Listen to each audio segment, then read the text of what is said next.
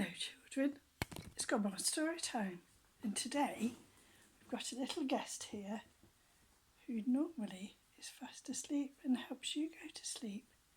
It's Mr. Sleepy Doggy, and he's here cuddled up to Lamb Chop and Rabbit. So he's going to listen to our story today, and I'm going to go back to one of my favourites, which is a Naughty Little Sister story. Don't worry. And it's called When My Naughty Little Sister Wasn't Well. And I hope you see I've got my reading glasses on today. Look, they're nice and red. Got my nice earrings in and a little necklace. So I've dressed up for you. I've not put on any dressing up clothes, but I've dressed up nicely to show you just how nice I can look. Okay, right. Are you sitting comfortably? Then I'll begin. When my naughty little sister wasn't well. Don't worry. I hope you aren't a shy child. My naughty little sister wasn't shy, but she used to pretend to be sometimes. And when nice aunts and uncles came to see us, she wouldn't say, "How do you do?" or shake hands or anything. And if they tried to talk to her, she would run off down the garden and hide among the currant bushes until they went away. But my naughty little sister talked and talked when she wanted to. She talked to the milkman and the baker and the coalman and the window cleaner and all the other people who came to the door. Now, in those days, all the working people was a man, weren't they? A milkman, a baker man, a coalman, a window man. And now it's all different because girls and ladies can be window cleaners and milk people and post people and fire people and everything, can't they? So all change now. And this is a funny story because it seems like everybody that works is a man. But we know that ladies work now too, don't we? Right, so when they came to the door, she got terribly in their way because she talked to them so much. But they all liked my naughty little sister. One day she upset all the milkman's bottles, and he only said, "Never mind, no use crying over spilt milk." And another day she shut the cellar up just as the coalman was going to tip the coal in, and he only said, well now, there's a job for your father." Well, it could have been a job for your mother as well, couldn't it? We know that. And she climbed up the ladder after the window cleaning man, and then she cried because she was afraid to come down. And he only said, there, don't cry, dearie. They've all got Cockney accents too, all these cleaners. They all go, "Oh, right." Anyway, and he lent her his leathery thing to wipe her tears on because, when you clean a window, you have a chamois leather to make it all nice and shiny.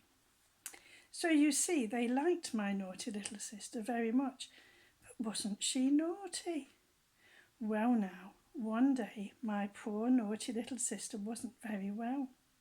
She sat in her chair and looked very miserable and said, "I'm not a very well girl today." So my mother said, "You shall go to bed and have a hot drink and a hot water bottle, and we shall send for the doctor to come and see what's wrong with you." And my naughty little sister said, "No doctor, nasty doctor." Wasn't she a silly cuckoo? Fancy saying no doctor when she wasn't well. But my mother said, "He's a nice doctor. You must tell him how you feel, and then he will make you all better." Now this was quite a long time ago, in the days when, like when I was a little girl, the doctor used to come out and see you, not you go to see the doctor. So that was quite good, wasn't it? But they don't do that anymore. Then my naughty little sister said, "I'm too shy. I won't talk to him." She said it in a cross, growly voice. "I won't talk to him." So my naughty little sister went to bed, and she had a hot water bottle and a hot drink. Also, she had her best books and all her dolls and her teddy bears. But she felt so not well that she didn't want any of these things at all. Presently, my naughty little sister heard a knock at the front door, and she said, "No doctor," and hid her face under the sheet. wasn't the doctor, it was the nice milkman, and when he heard my naughty little sister wasn't well, he sent her his love and a notebook with lines on and a blue pencil to write with. Wasn't that nice? Then my naughty little sister heard the front door again, and she said, "No, doctor," again, and hid her face again. But it was the nice baker, and he sent my naughty little sister his love and a little spongy cake in case she fancied it. Then she heard the front door again, and she said, "No, doctor, nasty doctor."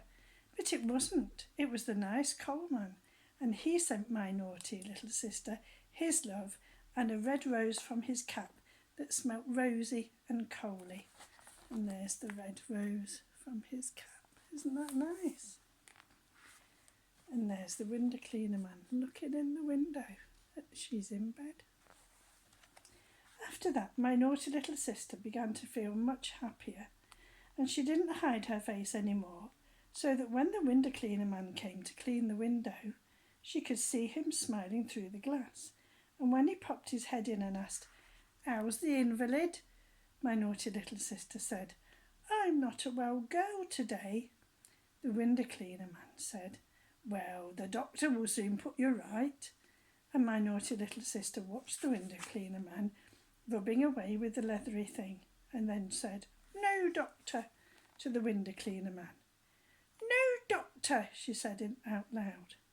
"Yes, doctor," said the window cleaner man. "No, doctor," said my naughty little sister. "That's a silly idea you've got," said the window cleaner man. "The doctor will make you a well girl again."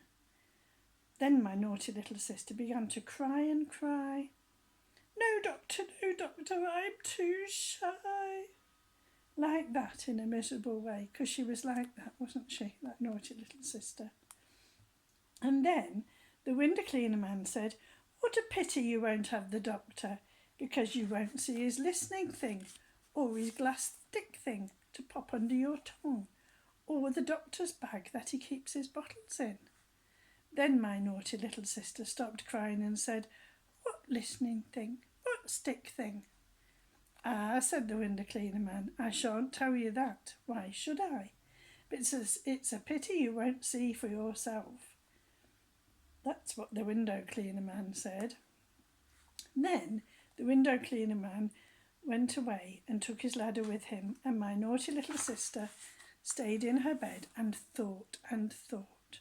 And presently, when she heard a knock at the front door, my naughty little sister didn't say, "No, doctor," and hide her face under the sheet, even though it really was the doctor this time. She didn't do anything silly like that at all. My naughty little sister waited and waited until she heard my mother coming upstairs with the doctor, and when the doctor came into her room, my naughty little sister didn't say "go away" or pretend to be shy or scream or do any of the bad things she could do. She said, "Hello, doctor." And then the doctor said, "Hello, and how are you today?" "I'm not a well girl today," she said. Then she said, "Have you got your doctor's bag and your listening thing and your glass stick thing to pop in my mouth?" And the doctor said, "Yes, I have." And there is the doctor's bag. Then my naughty little sister was pleased as pleased, and she liked the doctor so much after all that she took all the medicine he sent her without being cross once, and got a well girl again very quickly. Now, I know a song about a dolly and a doctor. Do you know this song? Perhaps you can sing it with me. And it goes like this. Miss Polly had a dolly who was sick, sick, sick. So she called for the doctor to come quick, quick, quick. The doctor came with his bag and his hat, and he knocked at the door with a rat-a-tat-tat. He looked at the dolly and he shook his head. He said, "Miss Polly, put her straight to bed."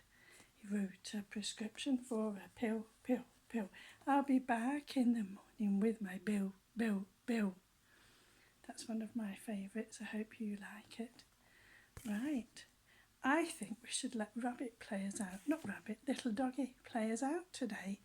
So, here we go. Oops, oops, things falling off. Right, here he goes.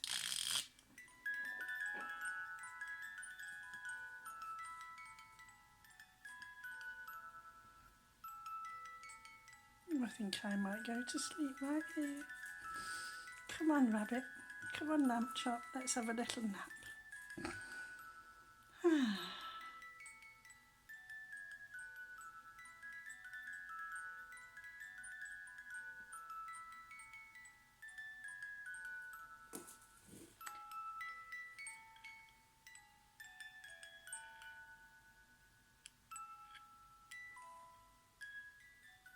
Bye-bye, children.